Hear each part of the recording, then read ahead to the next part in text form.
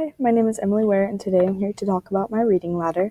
My reading ladder is over the drama, the play Fences by August Wilson, and my themes of the reading ladder are racism, critical race theory, place-based literacy, stereotypes, and we touch on death a little bit with the play. So my reading ladder is focused on the canonical reading Fences, but I wanted to include art, music, and pop culture as well as nonfiction to make sure students have a multimodal understanding of race, place, and critical race theory. And students are offered multiple perspectives on one culture so as to ensure they can come up with their own conclusions about a topic rather than following one opinion or my opinion.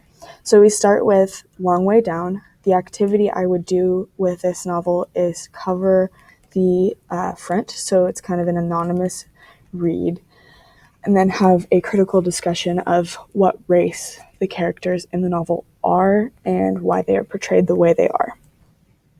The novel is written by Jason Reynolds, and the novel is written as a way to outline what it would be like to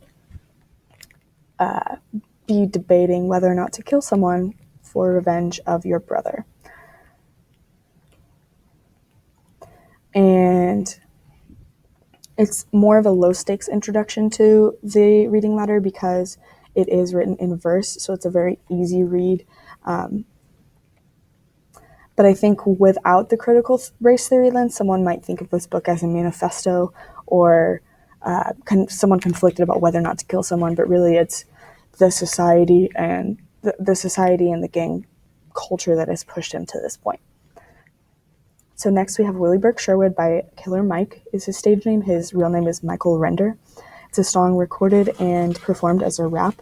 He's from Atlanta, and which is another really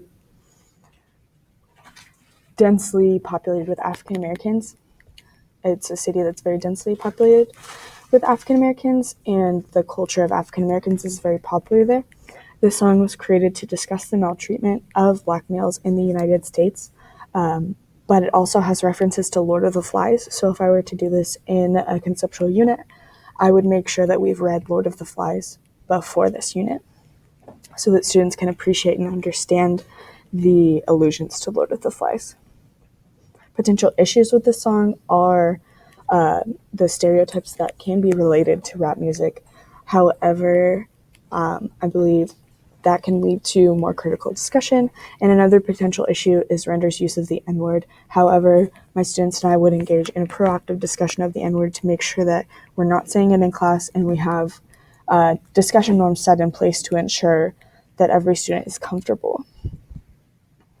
And we would also talk about the recent reclamation of the N-word of the African American community. It's kind of similar to the word queer, and that the community that was being oppressed by white people using the word, or anyone using the word, they have reclaimed it and said, this is our word, it's a powerful word for us, etc. And that discussion would be included. And then I have a TED Talk. So this is a TED Talk from the TEDx convention in Seattle in 2012 from Megan Francis.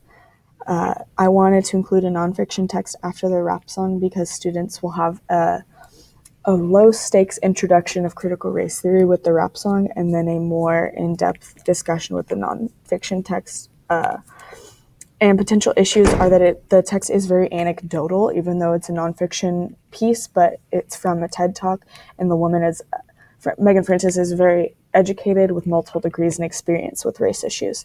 So she talks about how her brother is wrongly accused of possessing drugs in Philadelphia, which is actually where August Wilson is from. And that connects very easily to our next text, which is the canonical drama Fences. It got published in 1986, so this is about 60 years after the Harlem Renaissance, and it was his first novel on Broadway, which is a big deal because it was pretty uncommon back then for African-American writers to be on Broadway. He is from Philadelphia, just like Megan Francis, as I said earlier, and this entire reading letter aims to explore the relationship between race and location, so having two authors from the same place could lead to valuable discussion. So this canonical drama outlines what it means to live in this country as an African American in the 1980s.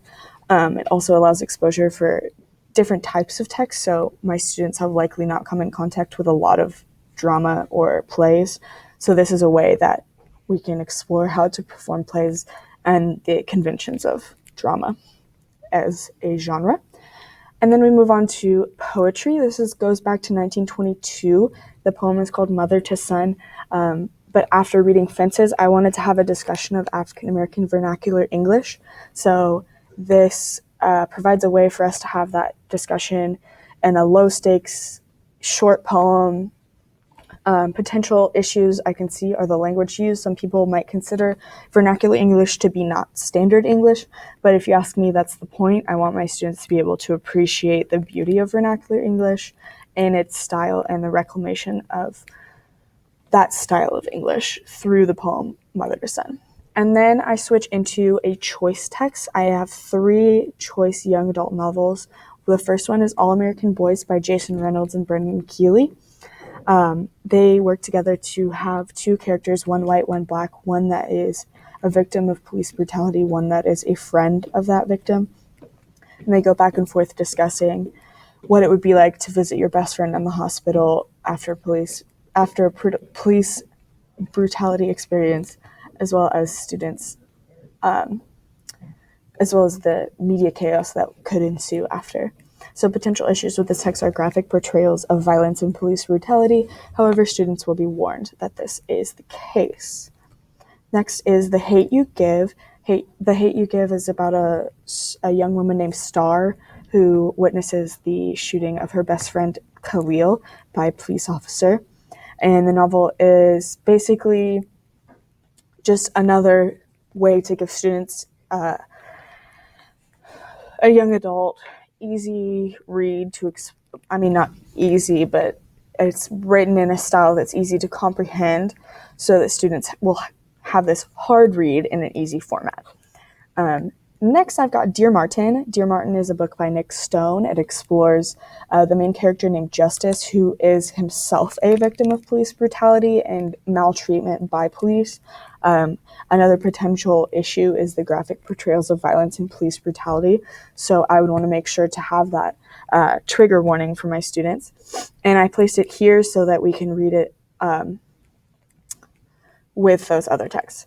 And then we have an artist case study of Kehinde Wiley. We're going to start with the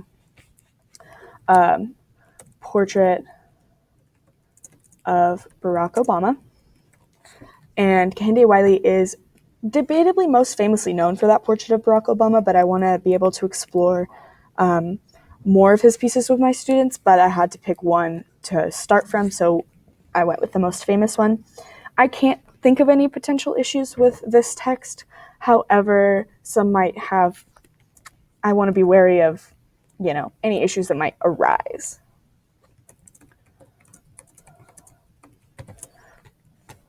And then we have, to wrap everything up, we have the canonical drama Fences in movie format.